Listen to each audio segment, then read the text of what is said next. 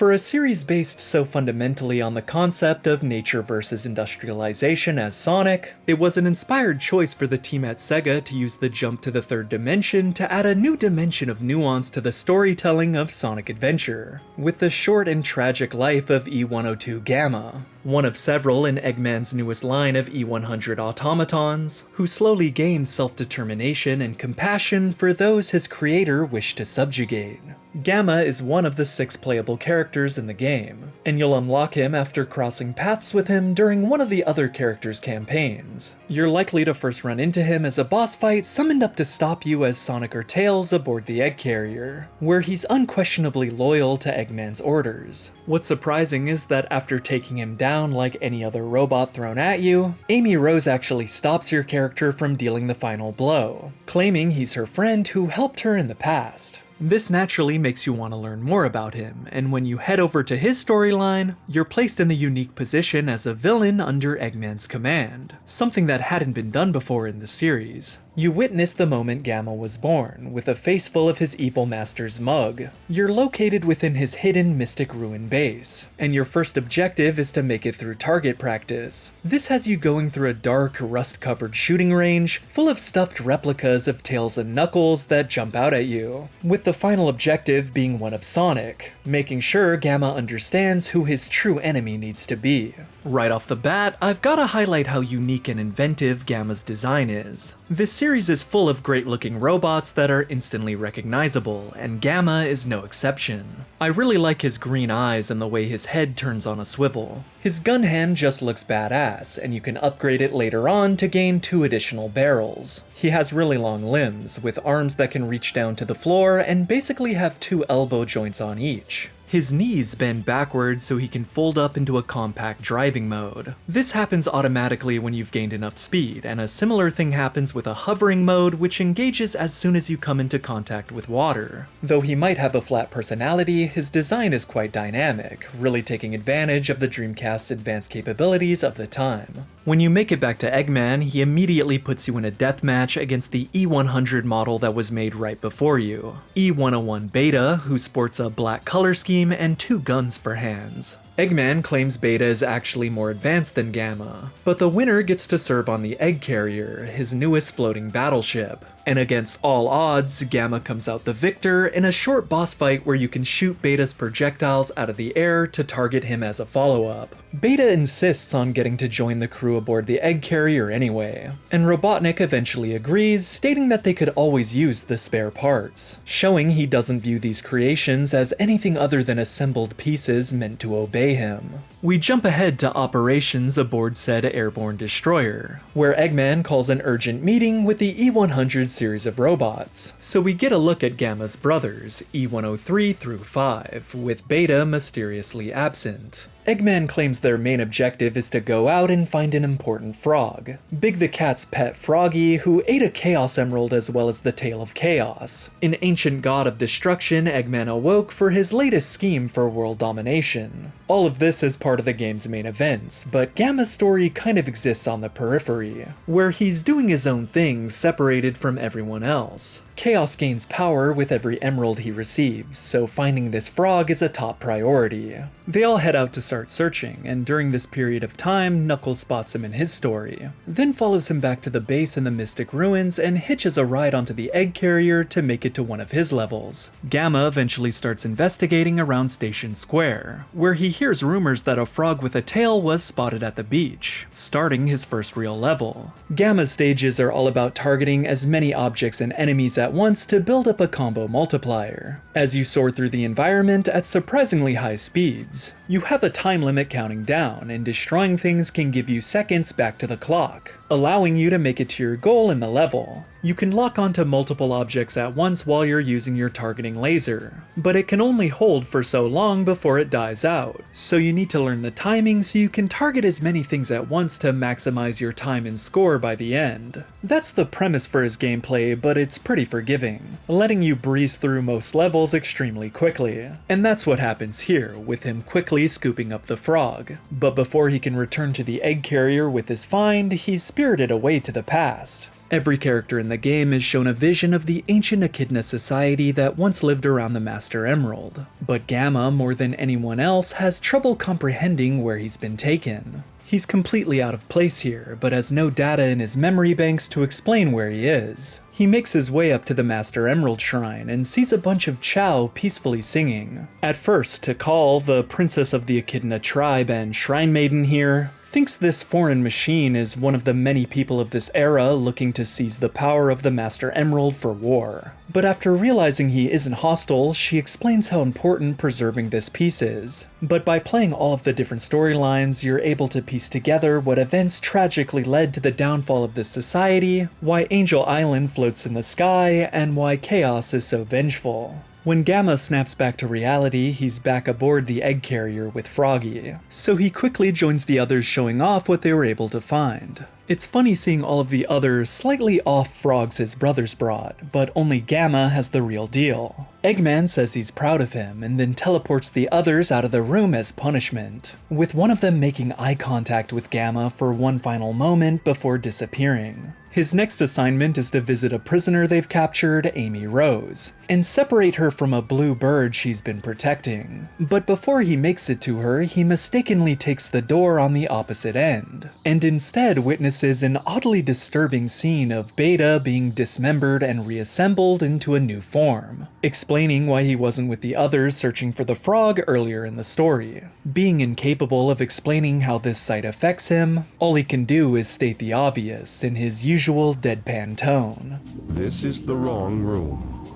In both the Japanese and English dubs, he has this deep, emotionless voice, and I respect their commitment to keeping his manner of speaking blunt and wooden like Eggman would have intended, which often comes across as intentionally comedic with these long gaps of silence. Gamma's voice isn't something special he has thanks to being a main character, because even though Beta is mute, the other robots do have voices too, although I think you only hear them speak during one moment. When he finally confronts Amy in the brig, he coldly asks her to give him the bird. Unbeknownst to either of them, that bird is carrying another Chaos Emerald on its locket, and that's why Eggman wants it. She's initially threatened by him, but when he asks her why she won't comply with his demands, she causes him to reconsider why he's acting as one of Eggman's enforcers at all. When pressed by her, he can only respond repeatedly with "does not compute." He's been programmed to believe things only have value if they're useful to you, so he doesn't understand why she's protecting a worthless bird.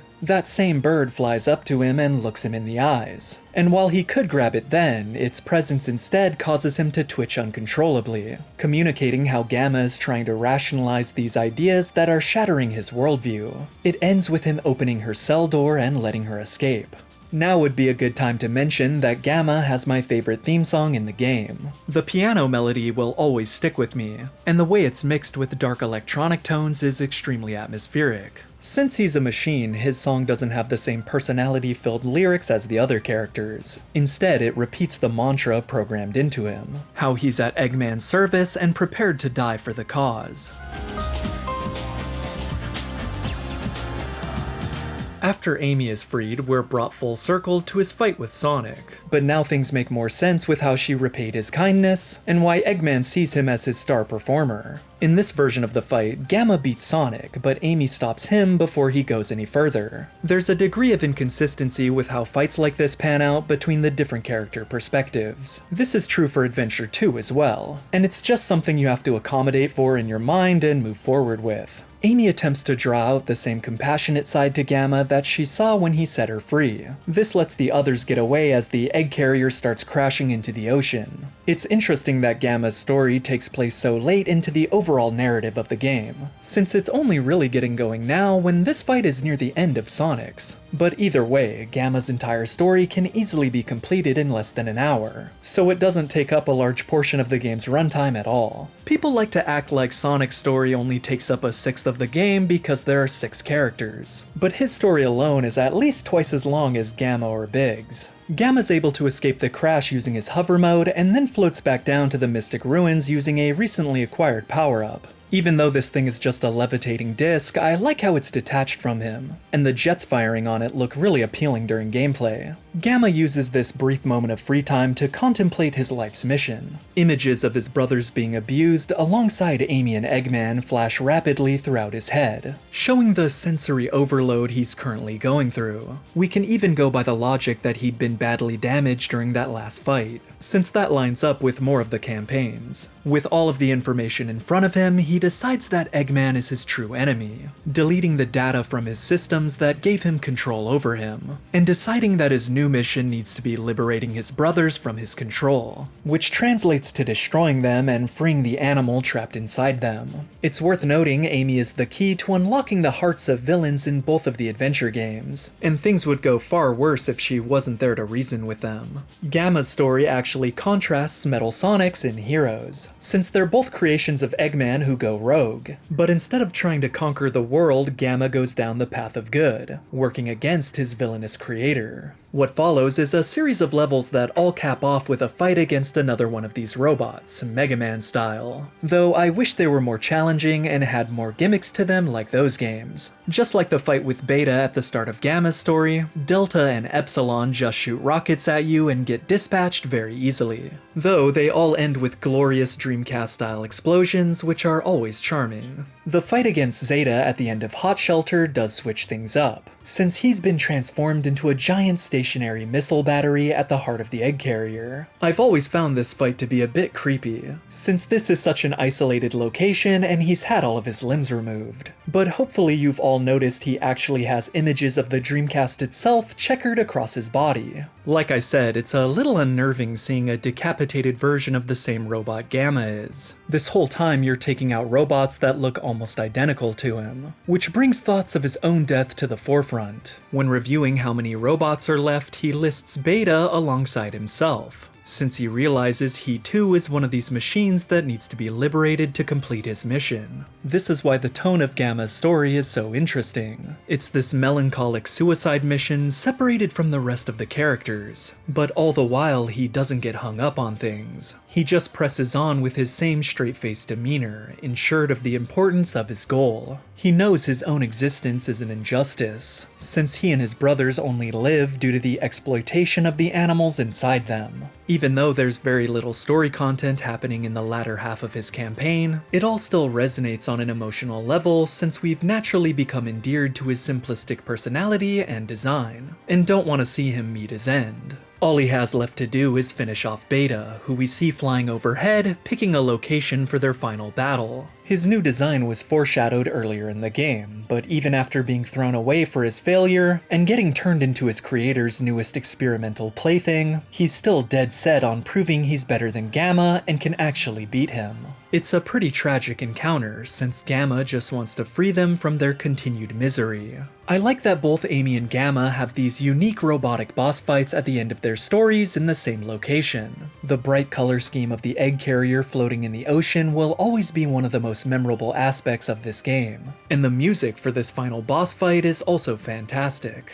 Beta Mark II can deflect your attacks with its arms and dash around with a sick afterimage effect. He can send out a bunch of missiles after you at once, which you need to take out in a chain. Then, as you're distracted, he'll head up into the sky and shoot down a series of lasers that each cause a huge explosion. Only after you dodge his charge attack can you hit him from behind. And eventually you'll take him down, with Beta violently vibrating before falling to the ground. In one final sneak attack, Beta waits until Gamma gets close to him and blasts him with everything he has, then erupts into flames, finally dying. As Gamma tries to drag himself away, we can see he's slowly succumbing to his injuries. But his mission is complete, and all of his brothers have been freed, leaving the question up in the air as to what's left for Gamma to do with himself anyway. We see a bird was freed from within Beta, and it flies up and makes eye contact with Gamma, just like the bird that was with Amy earlier. He doesn't understand why, and continues walking away. But at the last moment, a memory flashes through his head. A family of birds together, two of which we now recognize. As he turns to look, he loses the ability to stand, hand, giving in to the damage he's suffered and falling to the floor. It's so heart-wrenching to see our hero laying there as he slowly begins to detonate in the same way his brothers did, with no one around to mourn him or even thank him for all of the trouble he put himself through.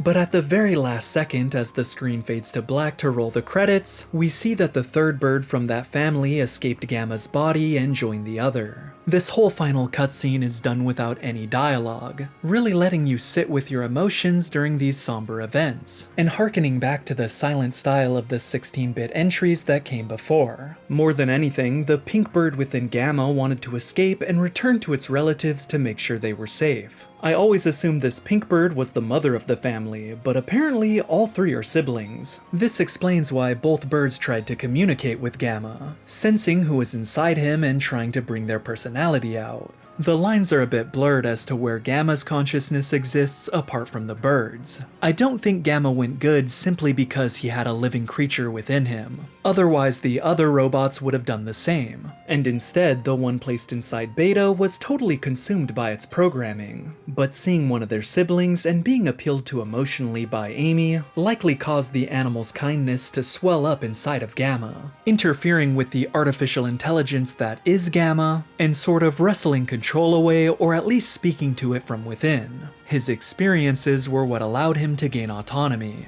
and go on this spiritual journey of self-discovery. There's a surprising level of connective tissue with these different stories, with how it begins intersecting with Big's story with his frog and ending with a resolution to the bird story from Amy's. The final image we get here shows the two of them flying off together, showing that peace was restored to these creatures through Gamma's success. And during the finale of Amy's story, we see that all three did successfully reunite.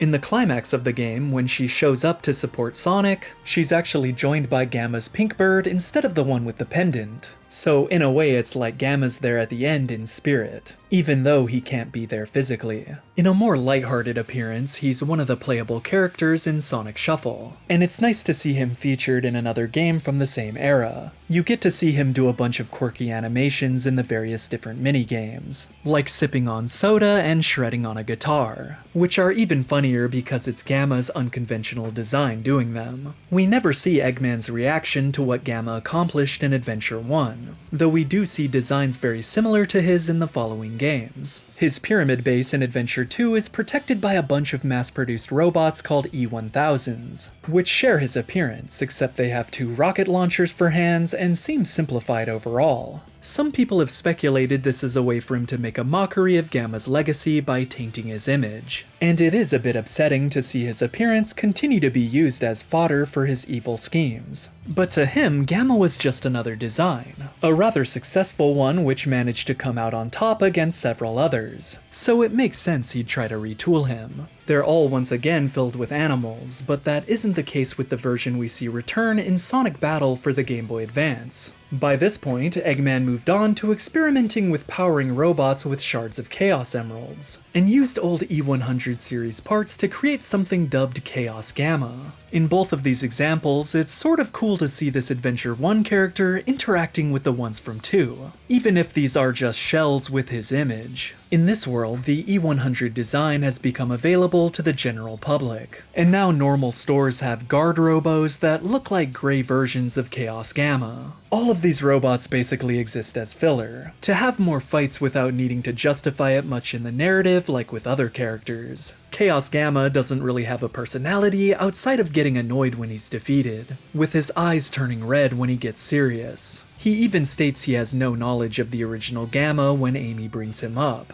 So this isn't trying to be the same character despite getting a significant amount of screen time. Battle has a pretty nice art style, so I like seeing all of the different animations that make up his moveset. This version has two normal hands, but they can transform into different weapons, and each time he dies he explodes, dealing more damage to the character he's up against. Gamma's playstyle is continued into Adventure 2 with the way Tails and Eggman go through levels in their mechs. These levels are tailor-made for their gameplay, unlike Gamma's retooled levels in Adventure 1, but his controls were a lot faster and smoother, so I know many people prefer playing as him over his successors in 2. Both adventure games end with one of our playable characters sacrificing themselves for the greater good, but while Shadow's death was the climax of the entire game's events, Gamma is sort of an unsung hero, whose hushed death happens off to the side while the other characters move on to facing off against the main threat in the final story without him. While he is a fan favorite, his death wasn't in your face in the way Shadow's was, with the entire credit sequence dedicated to the rest of the cast lamenting his sacrifice.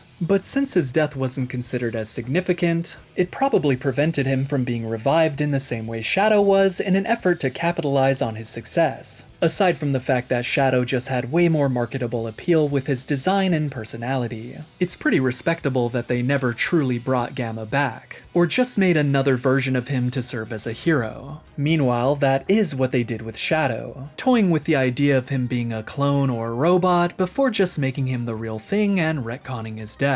Of course, there's a huge parallel with E-123 Omega, who was introduced in Heroes, but even he's considered an anti-hero on Team Dark compared to Gamma's far more heroic motivations. While Omega is clearly meant to continue on the legacy of Gamma to some degree with his head shape and color scheme, I think his large body type, violent personality, and high-pitched voice allow him to exist in his own lane as more than a copy. I much prefer them going down this route and making a new character instead of bringing Gamma back, even though I don't really care for Omega all that much. Gamma totally epitomizes this early 3D era of the series for me, so every time I see him, I get taken back to that short few years before the second adventure dropped, and ushered in its own characters and concepts. The adventure format allowed Sonic Team to tackle smaller, more specific stories like this that they probably couldn't dedicate an entire game to, but it gave the game as a whole so many different facets of appeal and angles to analyze and appreciate.